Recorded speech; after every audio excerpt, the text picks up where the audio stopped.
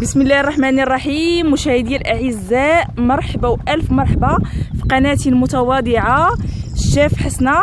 كيف ما جرت العاده كل اسبوع كنقدم لكم وصفه من الطبيعه وبالضبط من جهه دكاله. اليوم على عكس العاده ما غتكونش وصفه نظرا للظرف ما.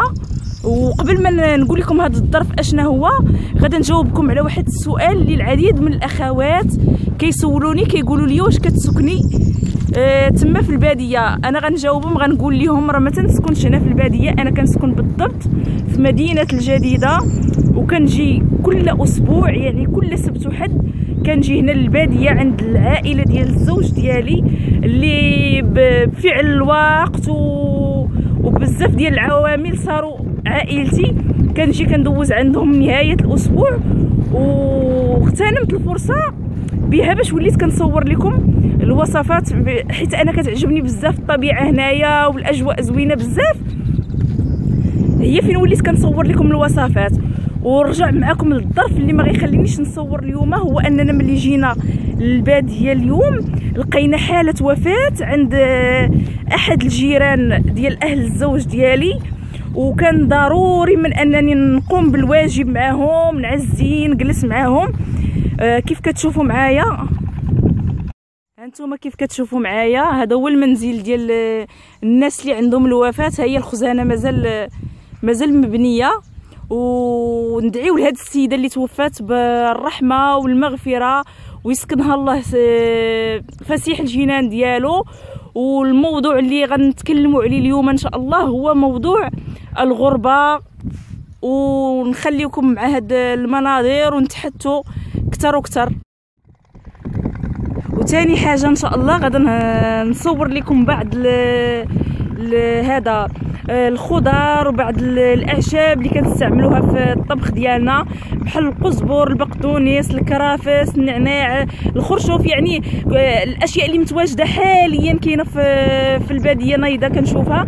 غادا نصورهم لكم باش تشوفوا داكشي على الطبيعه ومن الطبيعه. يعني نتوما انا عارفه كتشوفوا داكشي غير في السوق، فهي فرصه انني نوصل لكم هاد الاشياء كيفاش كتنوض كيفاش كتكون.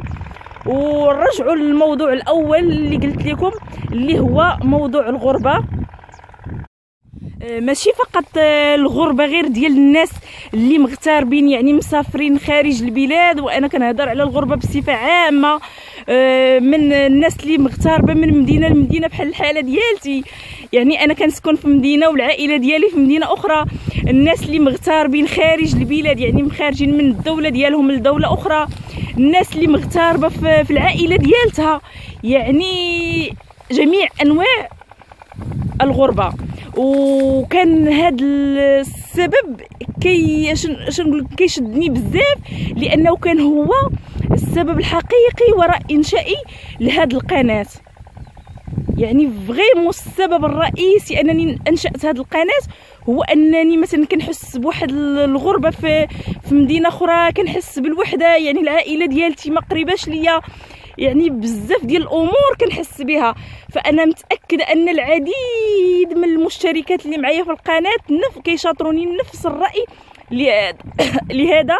فانا غنخلي لكم الباب مفتوح، يعني اللي عندها شي حاجه في خاطرها باغا تقولها تكتبها في التعاليق، اللي عندها اسبابها علاش اغتربت، المشاكل اللي كتعيشهم في الغربه، الحلول، يعني اي حاجه في خاطرها ممكن تطرحها في التعليقات. ممكن نتناقشوا، وحده تسول وحده تجاوب، المهم نخلقوا باب النقاش مع بعضياتنا.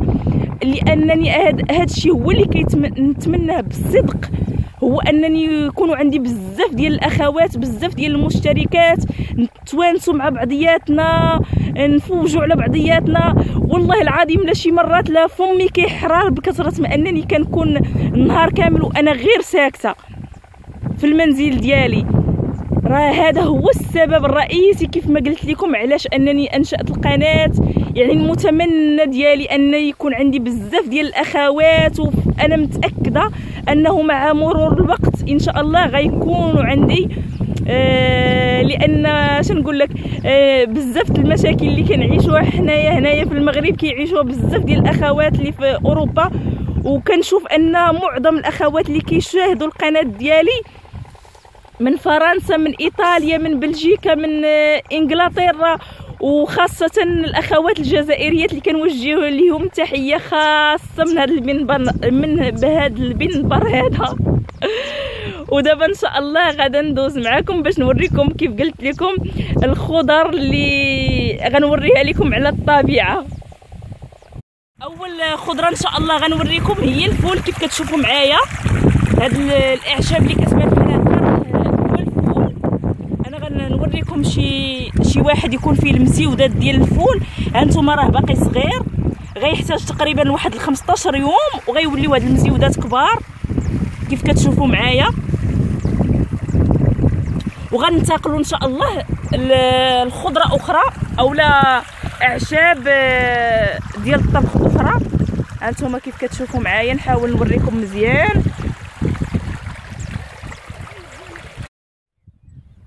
وغندوز ان شاء الله باش نوريكم المعدنوس كيفاش كيكون في الطبيعه. هانتوما كيف كتلاحظوا معايا،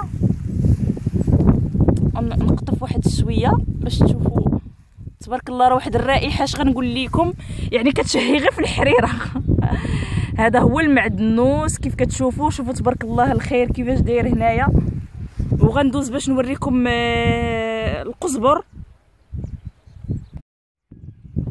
وهذا كيف كتشوفوا معايا القزبر. انا غنقرب لكم الكاميرا باش تشوفوه مزيان.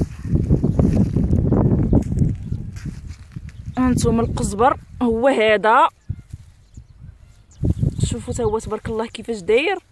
يعني نتمنى هذا الفيديو ينال اعجابكم. هانتوما كيف كتشوفوا معايا هذا هو القزبر في الطبيعه. ودابا غندوز للنعناع باش نوريكم النعناع. دابا كيف ما قلت لكم غننتقلوا للنعناع. هانتوما كيف كتشوفوا تبارك الله خير الله كيفاش داير. كينوض على هذا الشكل هذا، كيديروه خطوطه باش كيخليو هاد الخطوطه اللي كتشوفوا فارغين هما منين كيسقيو هاد النعناع باش تبارك الله كيكثر وكيطوال. انا نقرب لكم ثاني الكاميرا اكثر باش تشوفوا تبارك الله النعناع. خاص غير السكر واتاي والما طيب ونديروا شي بريريد ديال اتاي. نتوما كيف كتشوفوا معايا تبارك الله. اللي عجباتكم الفكره مره اخرى في فيديو اخر نوريكم الطريقه ديال الناس اللي هنا في الباديه كيفاش كيعمروا اتاي.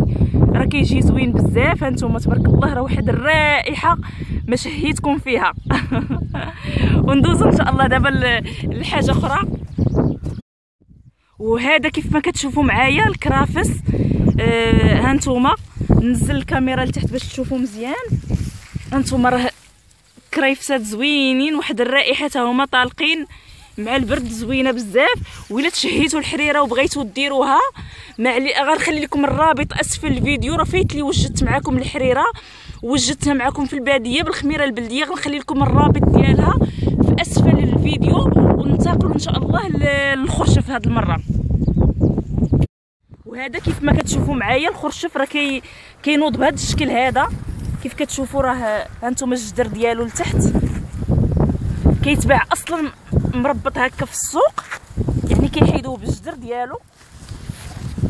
ولكن هذا حيت دايرينو غير للدار ما كيبيعوش، كيحيدوا ليه غير هكا بالموس هاد الفريعات ديالو كيطيبوهم وكيخليو الجدر كينوض مره اخرى.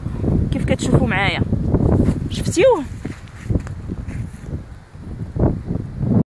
في النهايه مشاهداتي العزيزات كنتمنى ان شاء الله يعجبكم الفيديو ديال اليوم، تعجبكم الطبيعه ديال دكاله الخضراء. ونتمنى ايضا اهم حاجه انكم تدعموني بزاف كاع بالاشتراك ديالكم ونشر الفيديوهات ديالي عبر مواقع التواصل الاجتماعي باش ان شاء الله نخلقوا واحد القناه اللي غتكون ان شاء الله منكم وليكم. حيت كيف كنقولوا حنايا يد وحده ما كتصفقش، وعقل واحد راه ما كافيش باش نحلوا بزاف ديال المشاكل اللي كنعيشوها مع ولادنا مع ازواجنا كنعيشوها في حياتنا. نحاولوا بزاف العقول ديال بزاف ديال المشتركات، كل وحده تطرح مشكله، كل وحده تطرح حل ونتناقشوا مع بعضياتنا. يعني نكسروا بجد هذاك الحاجز الجغرافي اللي بيناتنا. كاننا مثلا كنعيشوا في منزل واحد، نتناقشوا ما امكن. وحاجه اخرى، هو ضروري من تفعيل الجرس باش يبقى يوصل لكم الجديد دائما. ولا عجبتكم هاد الفيديو الا عجبكم هاد الفيديو ديال اليوم، ما تنسوش تخليوا لي واحد العدد كبير ديال اللايكات باش تدعموني ان شاء الله، وباش كيف قلت لكم القناه تزيد القدام وتطور. وان شاء الله انا متاكده ان هاد المواضيع ان شاء الله غادا تعجبكم، لاننا فعلا في حاجه ماسه اننا نتناقشوا مع بعضياتنا واننا نتحاوروا. وانا متاكده ان هاد القناه ان شاء الله الا بغى الله سبحانه وتعالى راه غادا تزيد القدام، وغادا توصل لواحد العدد زوين ديال المشتركات. وهذا ما يمكن لي نقول لكم اليوم. وشكرا على المتابعه، والى اللقاء ان شاء الله في فيديو اخر، ونخليكم على خير.